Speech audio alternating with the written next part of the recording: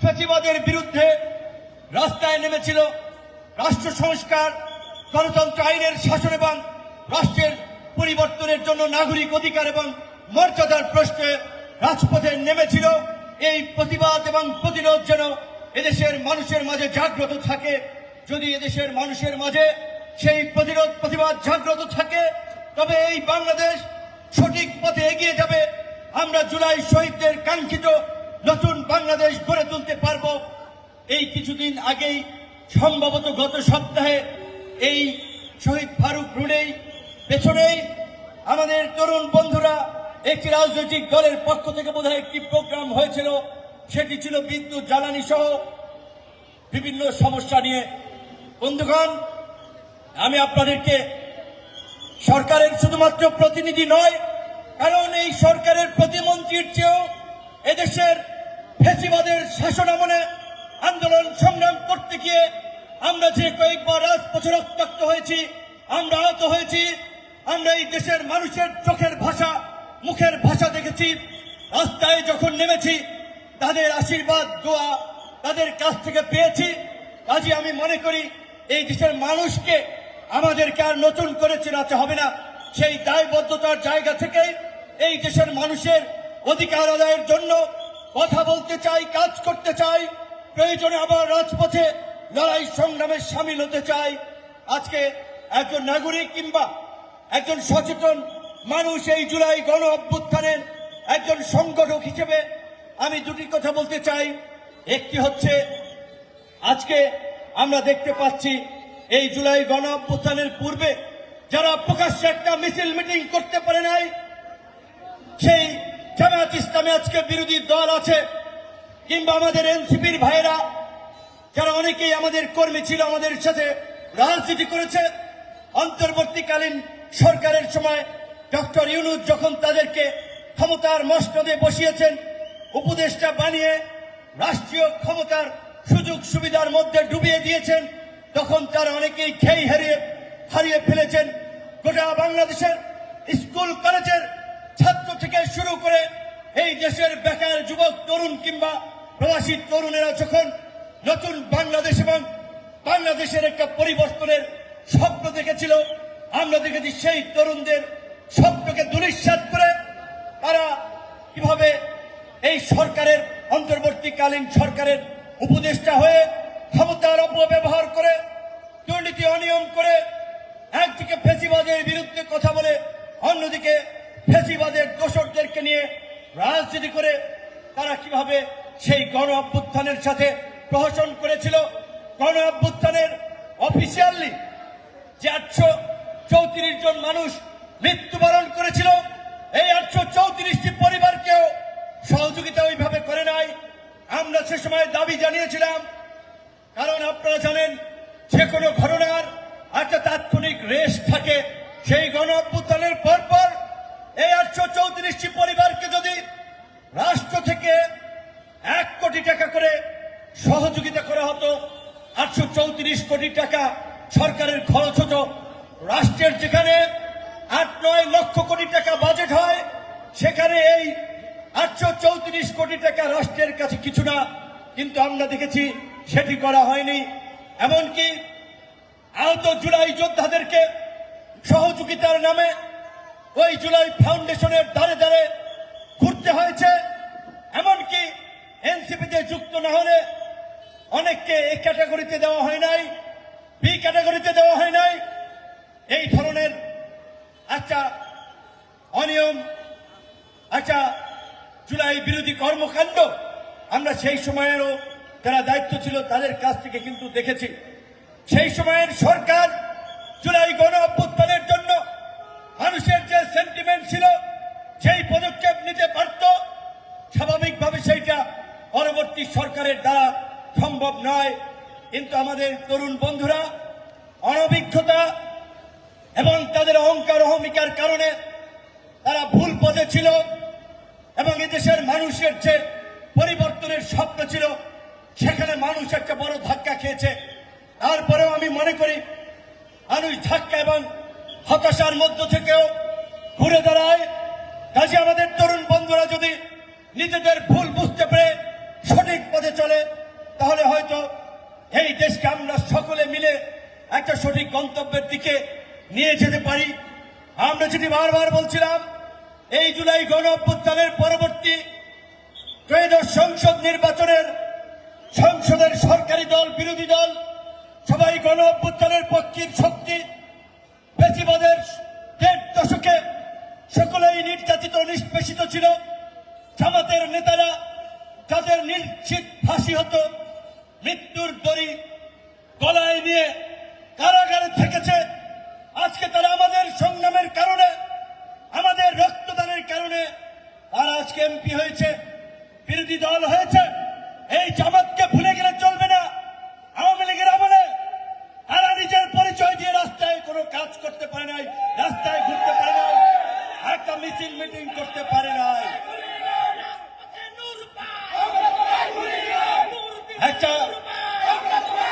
একটা মিছিল মিটিং করতে পারে নাই। এমনকি সরকারের সাথে আপোষ করে তারা 2024-এর নির্বাচনের পূর্বে 28 অক্টোবর বিএনপি এবং বিএনপির মিত্র জোট সঙ্গীরা আমরা যে কর্মসূচি দিয়েছিলাম, সেদিন আপনারা দেখেছেন জামায়াত ইসলামী শাপলা চত্বরে কর্মসূচি করেছে, সরকারের সাথে আপোষ করে নির্ধারিত সময়ের আগেই কর্মসূচি শেষ করে সেই এক্সিট নিয়েছিল। আর ওই বিএনপি এবং আমরা যারা যুগপৎ আন্দোলন করেছি, আমরা লড়াই করেছি, আমাদের কর্মীরা আহত হয়েছে।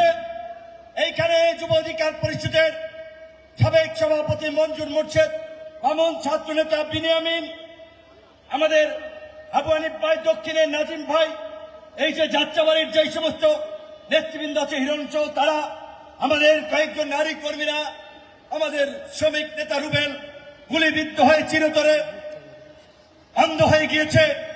কিন্তু তারপরেও ওই 24-এর দামি নির্বাচনকে বর্জন করে নির্বাচন প্রতিহত করার জন্য ঢাকার অলিতে গলিতে লিফলেট বিতরণ করেছি, জনগণকে উৎসাহিত করেছি, বিক্ষোভ করেছি, কোনোভাবেই আপোষ করি নাই। আপনারা দেখেছেন 2018 সালে সেই ছাত্র আন্দোলনের মধ্যে দিয়ে আমাদের উত্থানের পর থেকে আমরা একটা ধারাবাহিক লড়াই সংগ্রাম চালিয়ে গেছি। এমনকি শেখ হাসিনার ওই ফ্যাসিবাদের সময় যখন অনেকে ব্যবসা বাণিজ্য, চাকরি বাকরির কারণে সরকারের বিরুদ্ধে টাটু শব্দ করে নাই, সেই সময় আমরা ধারাবাহিক লড়াই সংগ্রামের মধ্য দিয়ে আজকের এই রাজনৈতিক দল গণ অধিকার পরিষদ গড়ে তুলেছি।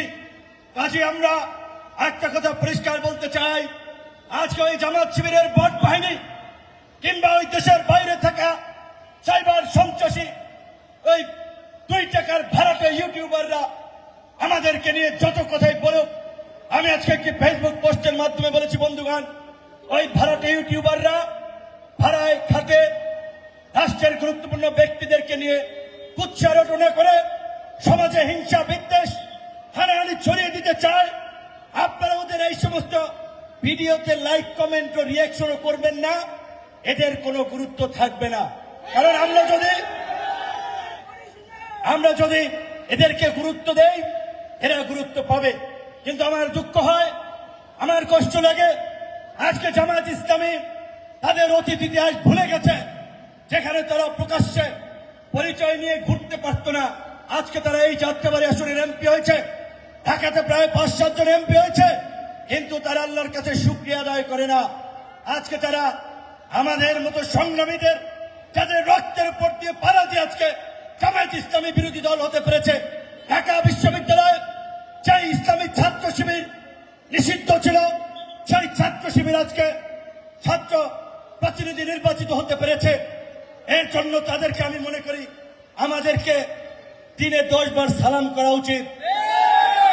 আর আজকে অকৃতজ্ঞের দল আমাদের নেতা কর্মীদের উপরে হামলা করে সংঘাত, সহিংসতা সৃষ্টির জন্য বিদেশিদের সাথে আঘাত করে রাষ্ট্রকে অস্থিতিশীল করতে চায়। আপনারা শুনেছেন, তারা বিদ্যুৎ জ্বালানির নামে বিভিন্ন ধরনের ইস্যুতে হঠকারী কর্মসূচি দিয়ে জনগণকে বিভ্রান্ত করছে। আজকে আমি একটা কথা বলতে চাই, প্রিয় বন্ধুগণ, এখানে যারা আছেন, কথা শুনছেন, আপনারা সকলে গণ অধিকার করেন না, বিভিন্ন রাজনৈতিক দলের মানুষ কিংবা সাধারণ মানুষ আছে, আপনারা বিবেক দিয়ে একটা নিজেদের কাছে প্রশ্ন করেন। 6 মাসের একটা সরকার, এই আওয়ামী লীগের আমলে এই দেশ থেকে 28 লক্ষ কোটি টাকা পাচার হয়েছে। দেশের বিদ্যুৎ জ্বালানি থেকে শুরু করে প্রতিটি খাতে লুটপাট হয়েছে। আজকে বিএনপি কিংবা আমরা সরকার এসেছি, 6 মাস হয়েছে। আজকের যে বিদ্যুৎ জ্বালানির সংকট, বৈদেশিক ঋণ, এটা কি বিএনপি আমরা করেছি? এটা পূর্বের সরকারের এই ঋণ এবং এই সংকট। তবে আমি একটা দলের সভাপতি, আমার একটা ভিন্ন রাজনীতি আছে, কিন্তু রাষ্ট্র, সমাজ এবং দেশের প্রয়োজনে, দেশের স্বাধীনতা, সার্বভৌমত্ব, গণতন্ত্র রক্ষায় আমরা বিএনপির সাথে জোট করেছি। কিন্তু আমি ব্যক্তিগতভাবে মনে করি বর্তমান প্রধানমন্ত্রী, মাননীয় প্রধানমন্ত্রী তারেক রহমান আপাত মস্তক দেশকে নিয়ে ভাবছেন, দেশের মানুষের সমস্যা নিয়ে কাজ করছেন। At the same time BNP একটা বড় রাজনৈতিক দল, তৃণমূলের হট পর্যায় পর্যন্ত তাদের কর্মী আছে। হয়তো দু এক জায়গায় অতি উৎসাহী কর্মীরা সাধারণ মানুষের উপরে কোথাও জুলুম করতে পারে, সমস্যা তৈরি করতে পারে। তার জন্য যথাযথ প্রক্রিয়ায় দলের পক্ষ থেকে ব্যবস্থা নেওয়া হচ্ছে। এবং আমিও সরকারের একজন প্রতিমন্ত্রী হিসেবে আপনাদেরকে বলতে চাই, সরকারের দলের কোন নেতা কর্মী কিংবা কোন জোটের নেতা কর্মী কোন জায়গায় যদি জনদুর্ভোগ সৃষ্টি করে, জনগণের উপরে জুলুম করে, অত্যাচার নির্যাতন করে, গণবিরোধী কর্মকাণ্ড করে, আপনারা আমাদেরকে জানাবেন, আমরা সেটার বিরুদ্ধে ব্যবস্থা নেব। এবং পরিষ্কারভাবেই এর আগের বক্তব্যে বলেছি, এখনো বলছি, আমরা এমপি মন্ত্রী হওয়ার জন্য লালায়িত নই। যদি লালায়িত থাকতাম, শেখ হাসিনার আমলে বিপিনুরকে ছাড়া বাংলাদেশের মানুষ চিনেছে। 28 বছর পর ঢাকা বিশ্ববিদ্যালয়ের ডাকসু নির্বাচনে বিপি নির্বাচিত হয়েছি। আজকের এই তরুণ বিপ্লবীদের অনেককেই হাতে খড়ি দিয়ে রাজনীতিতে এনেছি। আমাদের সুযোগ ছিল শেখ হাসিনার সাথেও আঘাত করে শত শত কোটি টাকার মালিক বনে যাওয়া, আবি জাবি নির্বাচনে গিয়ে এমপি মন্ত্রী হওয়া, কিন্তু আমরা দেশের সাথে, দেশের মানুষের সাথে বেইমানি করি নাই। কিন্তু আজকে ওই যে বলেছি, আমাদের চরিত্র হনন করার জন্য, আমাদের নিয়ে প্রোপাগান্ডা ছড়ানোর জন্য ওই জামাত শিবিরের অনলাইন বট বাহিনী থেকে শুরু করে তাদের ইউটিউবার, ওই দেশের বাইরে থাকা সাইবার সন্ত্রাসীরা, দুর্বৃত্তরা অপপ্রচার প্রোপাগান্ডা চালায়। ভাই, তোমরা, শেখ হাসিনা তোমাদের জন্য সমস্যা ছিল, তোমরা দেশের বাইরে ছিল। এখন তো শেখ হাসিনা নাই, তোমরা তো দেশপ্রেমিক, দেশকে নিয়ে এত ভাবো, রাজনীতি করতে চাও, দেশে আসো, রাজনৈতিক ভাবে খেলি। কিন্তু ওই যে গান আছে না একটা, ওই যে একটা গান আছে না, দেখা না দিলে বন্ধু কথা কইও না।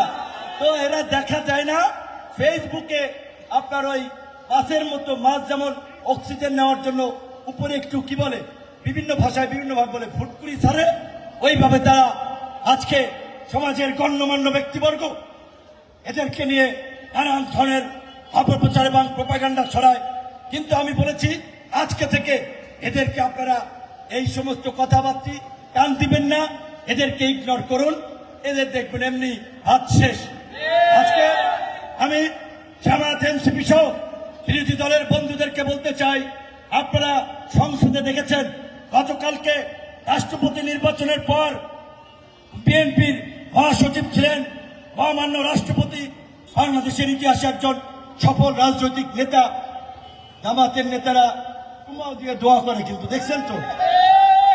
আর বাইরে এসে আজে বাজে কথাবার্তা বলে, ওইখানে কিন্তু হাস্যোজ্জ্বল নিজেদের সমস্যা, নিজেদের ব্যাংক, বিমা প্রতিষ্ঠান, ব্যবসা বাণিজ্য টিকানোর জন্য সরকারের সাথে সমঝোতা করে, সরকারের সাথে নরম সুরে কথা বলে, আর বাইরে এসে জনগণকে উস্কানি দেয়।